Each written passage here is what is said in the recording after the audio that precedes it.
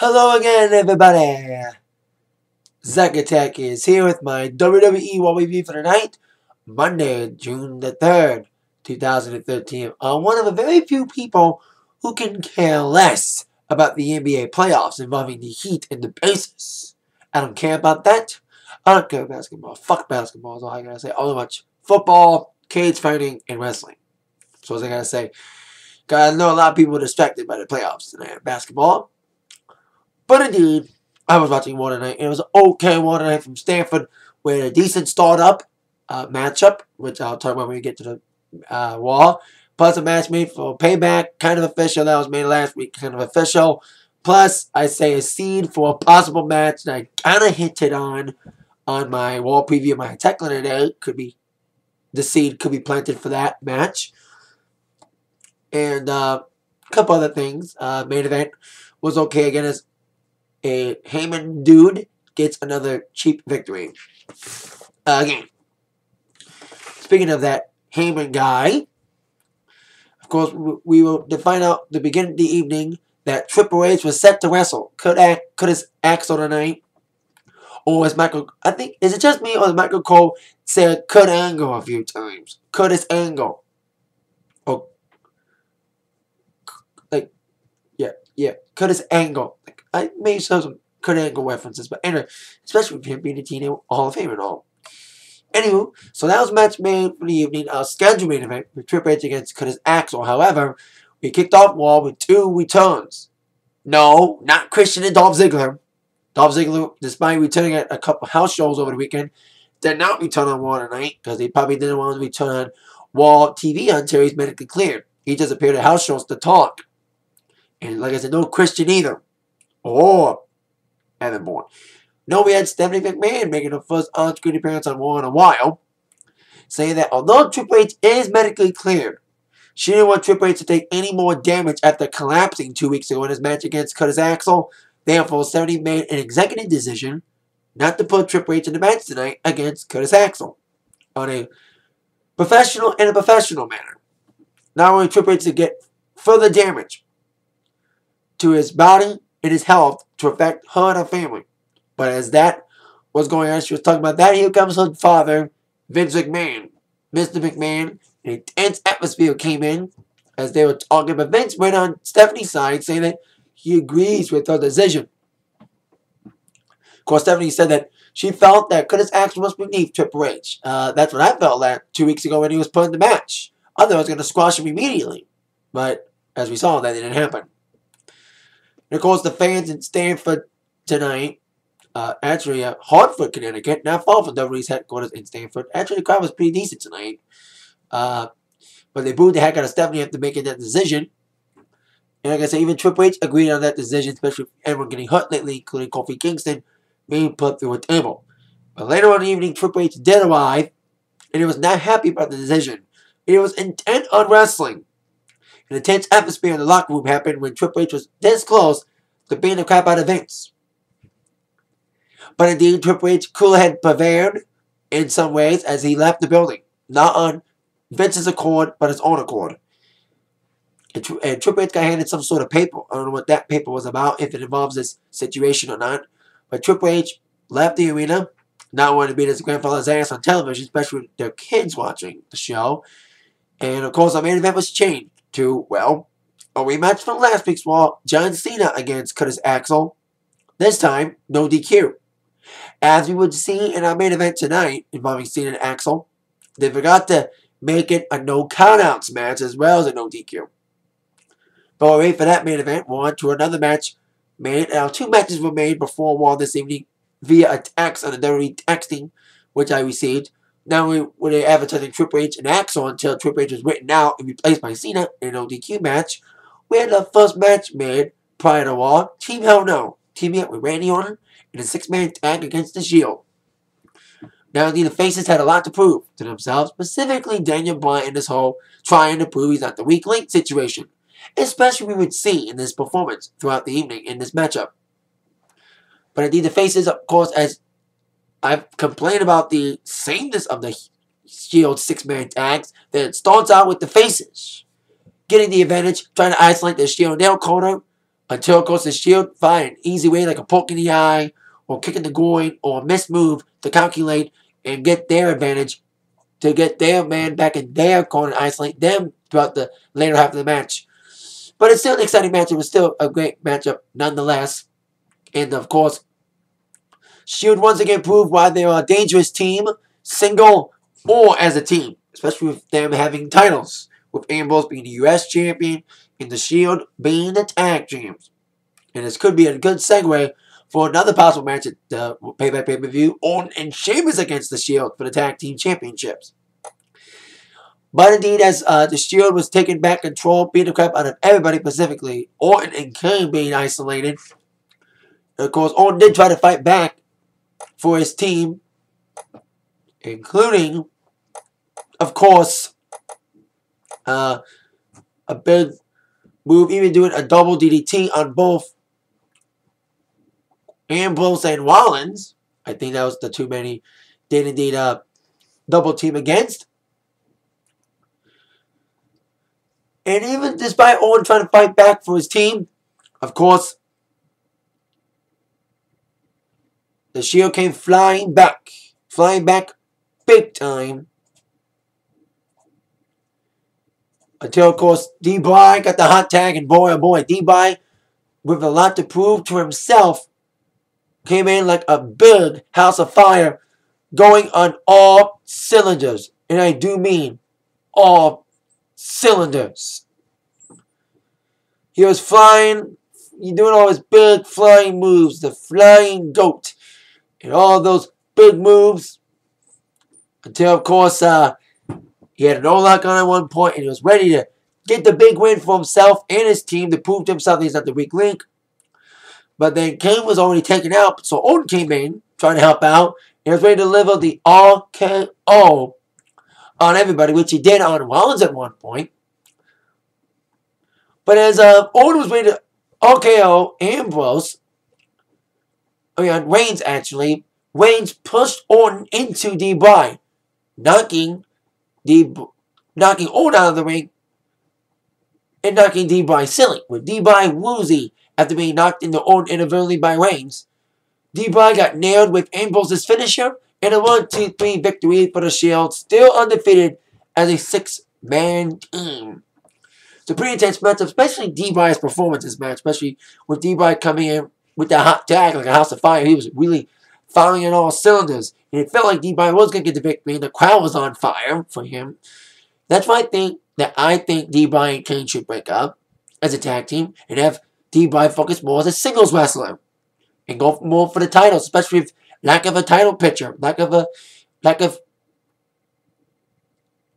suitable contenders for titles. It was made very clear when D-Boy would later challenge the current number one contender for the WWE Championship, Ryback. So Ryback would wrestle D-Boy in D-Boy's second attempt to try to prove himself as the weak link no longer. So D-Boy would end up wrestling twice tonight. Not only in a 6-man tag, but against Ryback. We'll see how he fails in that match. But until then, D-Boy lost in this match, despite a valiant effort on his part to rally up his team, because he lost yet again to the Shield. Now on to our next scenario, which was, of course, a tag team affair. Our next match, should I say, as the Usos, wearing new war paint on the side of their face, took on the BTPs. Of course, the primetime players. Millions of dollars. Of course, D Young, should I say. Darren Young. And, of course, Titus O'Neil and Jimmy and Jay Uso. Of course, the Usos were trying to capitalize on their brand new war paint that they put on their faces. But early on, it looked like the BTP, who had a victory a few weeks ago on Raw, were going to get another big victory on Raw.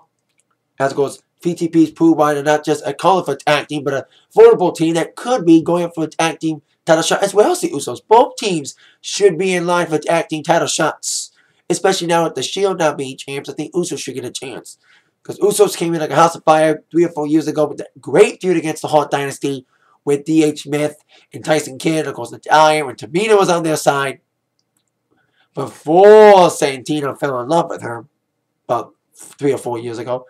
Anywho, the Despite a great advantage in the beginning, where of course D Young and Titus really dominated over the Usos with some great double team moves, some great moves. Of course, the Usos came flying back with, of course, Jay coming in. Of course, getting the tag into Jimmy. Jimmy coming in with a hot tag. And of course, D Young isolated, especially with taking Titus out of the picture to interfere. Usos went for a big move with a big kick and of course a big splash with Jimmy jumping on top of Jay over the top rope with a big superfly splash and a 1-2-3 victory for the Usos. It's a pretty decent tag match. Pretty intense, but there you go. The Usos get the victory and may get themselves back in a title hunt. Back in the title hunt and possibly a shot against the Shield. Of course, Seth Rollins and Ambrose. Not Seth Rollins and Ambrose, Seth Rollins and Reigns. So, there you go. Now, on to the next matchup, a so-called rubber match in a series of matches involving Alberto Del Rio and, of course, Biggie Langston. As I mentioned, no Dolph Ziggler still tonight. He's still recovering from his concussion. Like I said, still medically unclear to wrestle. So instead, they got to feed up the fact that Alberto's number one contender, taking care of the big man, of course, the big cheese, the big honcho, of course, Biggie Langston. Indeed. Alberto Del Rio came in like a house of fire in the matchup.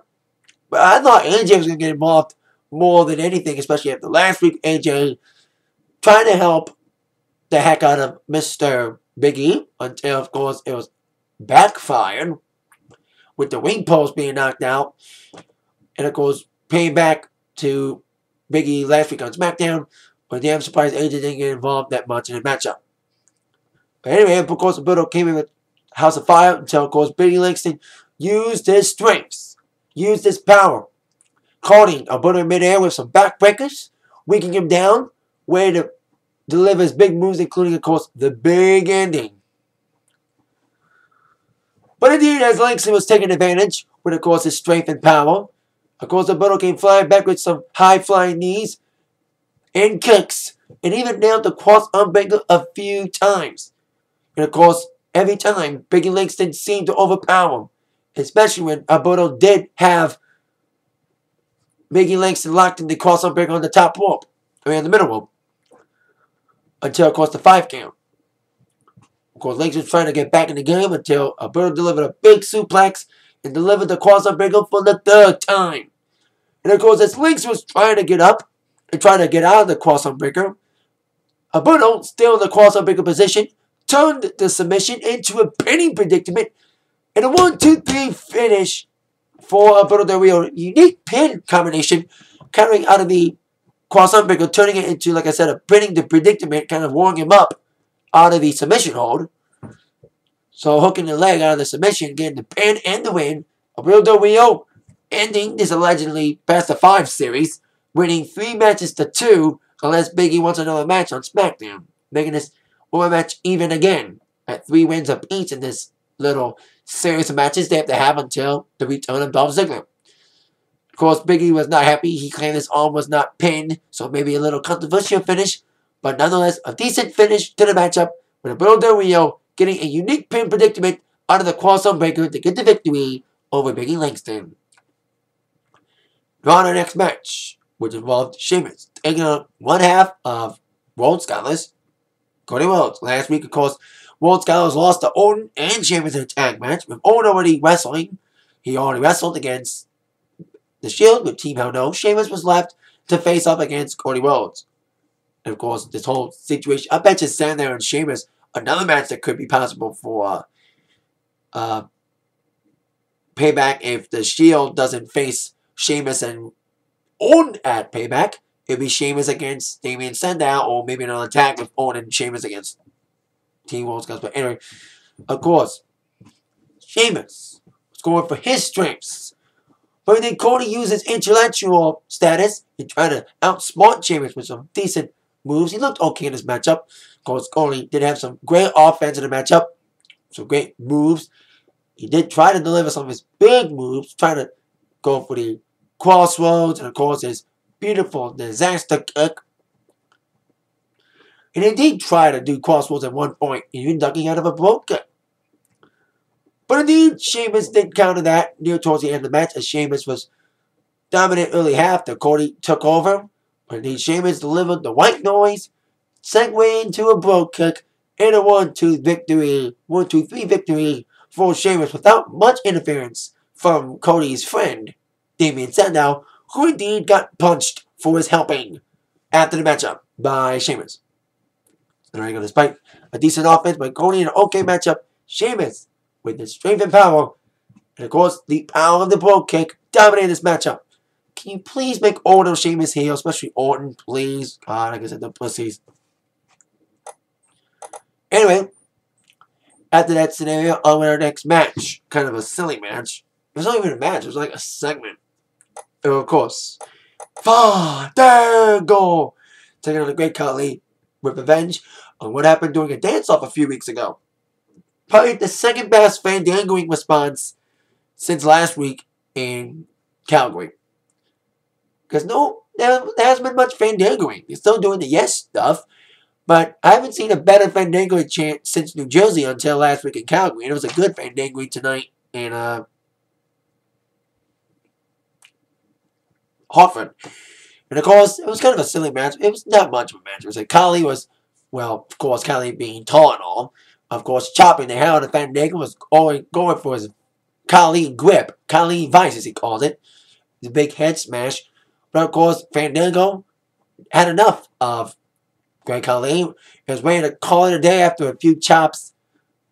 He was ready to head back to the locker room until The Miz blocked him at the entrance ramp. That was until Wade Barrett came from behind to deliver a bullhammer elbow. Like I mentioned earlier, a possible triple threat match I'm hinting for the IC Championship against Fandango, Miz, and Wade Barrett teased again in this segment, which will be later be teased in our next matchup. So Khali wins by a countout after, of course, Fandango tried to escape until Miz blocked him, until Miz, of course, got the bullhammer elbow. And unfortunately for Miz, he had a match, ironically, against Wade Barrett next. But despite the attack, Miz recovered to fight off Wade Barrett in his non-title affair. Of course, Wade Barrett, feeding off the advantage of his sneak attack on The Miz, of course, fed off that by taking advantage of that and trying to weaken Miz and trying to get the pin in this matchup.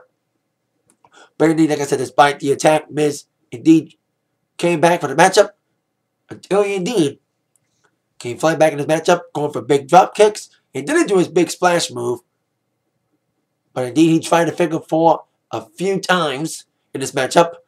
But the first time he tried to do it, he got countered by Barrett.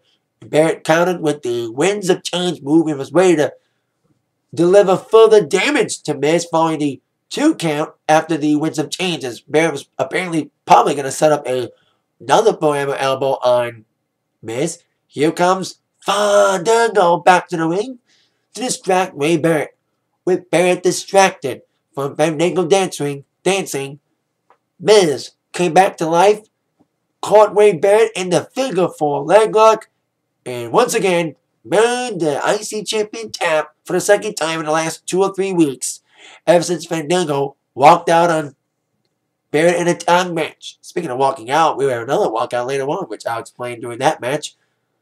So there you go, with a little inadvertent help of Fandango, Miz gets another tap-out victory over the IC Champion. So like I said, all these 3 storylines are intertwining with each other, which, like I mentioned, will probably lead to a match at Payback in a triple threat match for the IC Championship. Speaking of matches at the pay-per-view, Payback, we're on to our next segment, a contract signing involving Chris Jericho and Paul Heyman. Of course, Heyman representing his client, CM Punk, who is, of course, set to make his return at Payback. And I thought that Punk may return tonight to at least hype up the match, but indeed Heyman was there to represent Punk. And of course, Jericho signed the contract, and it was saying, like, Punk, he's got the advantage. He's in Chicago. We all know in the past how rowdy Chicago is for Punk, how biased they are towards Punk. We saw that, of course, with my very first reviews 2 years ago, Money in the Bank, with CM Punk and Cena. And of course, last year's Night of Champions between Punk and Cena. Of course, Punk is, of course, cheered on lightly. No matter if he's a heel or not, Punk is still cheering in Chicago. And of course, Jericho was like trying to change the topic, trying to make it for SummerSlam, which was the time when Punk was supposed to return, because many people thought that it's too soon. So after Jericho threw out his suggestions, he of course said, okay, we're not doing it at SummerSlam or MSG or even here tonight in Hartford. We'll do it in Chicago. We're having your way, Paul. Anyway, of course, Jericho signed the contract. And he's like, I don't know where to return this to. The Yo-Yo lawyers, my lawyers, WWE headquarters. I'm going to know exactly where to put it. He stuck it down Paul Heyman's pants. I knew he was going to like do that. I was like, when Jericho said, I know exactly where to put it, I was like, stick it up his ass. Well, kind of goes down his pants. He even said, take off his shirt. Why? It was kind of a weird segment. But there you go. Jericho signed the contract. Of course, he and Punk will reignite their feud from last year at Payback in 2 weeks in Chicago. Cannot wait to see Punk back. Wall's not been the same without him. Like I said, even the Punk cynics have to agree that Punk not being on Wall, it's not been the same. It's not as exciting without him. Now, like I said, with the whole walkout theme of the night, with, of course, Fandango walking out on the match against Khali, and then getting Wade Barrett to lose again after, of course, the initial walkout that started this whole thing with him and Barrett, walking out on Barrett in a tag match to leave him tapping out. On to another walkout revenge, which, of course, involved AJ teaming up with the Bella Twins yet again against Caitlyn and the Funkadactyls. Now, typical Divas tag match, and I said this to myself, the last time Bells and AJ teamed up with each other, Bella Twins walked down on AJ, leaving AJ prone to a beating from the Funkadactyls and Caitlyn. And, well, AJ, we paid the favor. As the Bella Twins were dominant all over the Divas champion, AJ, like I said, the old saying goes when it comes around, AJ walked down on the Bella Twins, leaving them hung out to dry to get pinned by Caitlyn in a 1-2-3 victory in its typical Divas tag match. Not much to say about it besides AJ walking on the Bella Twins like the Bella Twins did on her a few weeks ago, and the announcers were oblivious to it. Although I saw a tweet on the bottom of the screen doing this whole social media shit. And we saw, of course, the Funkadactyls and Caitlyn getting the victory. Now, before we get on to the next match, I need to comment on something that I did not comment on last week. That there's this promo video about this new group called the Wyatt Family. I heard many rumors that it's a bad decision, because I'm hearing rumors that Wyatt Family may be a new addition to the Shield from various sources, especially in the internet wrestling community. You know, these promos are kind of weird with the lamb mask. It's kind of weird video. It's like a weird video, like very creepy, kind of creepy in a sort of way. So the Wyatt Family, apparently these 3 hillbilly guys, you know, who look like Duck Dynasty rejects. Hate to admit it, but hey, that's their gimmick, you know. Anywho, are going to make the debut in a couple of weeks. We don't know specifically when, but of course they said they're coming. So there you go, Wyatt Family. Get to comment about them this week because I forgot to last week in my Raw review. It's kind of a weird, creepy family. We'll see how they react, and especially if they involve adding on to the Shield. We don't need any new members to the Shield. The 3-man team's fine. We don't want any new members. So what happened with Nexus, when they started adding new members, like Michael McGillicuddy, Curtis Axel, and of course Husky Harris, Nexus went downhill from there, especially when Ray Barrett was kicked out, and Punk came in as the leader. Until, of course, the pipe bomb heard around the world. So there you go, Wyatt Family making a debut soon. The videos are creepy. Now, on with next match. Daniel Bryan against Ryback. Of course, like I mentioned, after his loss against the Shield, thinking he was the fault to blame, blah, blah, blah, blah. Of course, feeling to himself he's the weak link and wants to prove himself. He challenged Ryback to a match. And of course, D-Bry, like I mentioned in the beginning of this video, wrestled twice tonight. And of course, D-Bry came in like a house of fire, still fed up from his situation. And indeed, D-Bry, another dynamic performance from him. And it was very close to getting Ryback to lose with a couple pin attempts, even of course a few attempts at the yes lock. It was very close. But of course, Ryback getting ready for his match against John Cena in the 3 Stages of Hell match, coming in through an ambulance. Of course, came back strong and tried to use his strength and try to get the victory with his strength. But of course, every time Ryback would try to outpower Bryan, Bryan would of course fight back with his speed and agility, flying around like a motherfucker like he did in the match earlier tonight against the Shield. And like I said, D-Bryan was very close on winning, having Ryback in a few pinning predicaments, and of course having him put in a no-lock many times. But of course, midway towards the match, midway towards mid-end, of course, Ryback felt he couldn't beat D-Bryan because D-Bryan kept on egging him on, of course, fitting off the energy of the crowd, going back to saying yes again instead of no again. So, the only way he couldn't beat D-Bryan because D-Bryan kept fighting back. Of course, Ryback did what he would normally do. Pussy out by getting himself DQ. Of course, to send another message to, of course, the WWE Champion, John Cena. So he put out a table and put D-Bryan through a table, yet causing a disqualification victory for D-Bryan. As Ryback put a table near the ring announcer's position, counted by the barricades by Justin Roberts and the timekeeper, as way to nail D-Bryan through another table like he did in Kofi Kingston last week on SmackDown. Here comes John Cena to the rescue, preventing any furthermore damage to D-Bryan. As Cena was trying to egg on Ryback in the ring, and it felt like we were going to get payback a little early with Cena and Ryback getting an unannounced brawl, here comes Curtis Axel to get ready for his match against Cena. So with Axel coming, of course, Ryback sneaked out of the arena, but as we would see, it wouldn't be the last we would see of Ryback this evening. So, of course, they carried out D-Bryan after the attack from Ryback, and it was on to our main event match, a no disqualification match. John Cena taking on Curtis Axel, like I mentioned.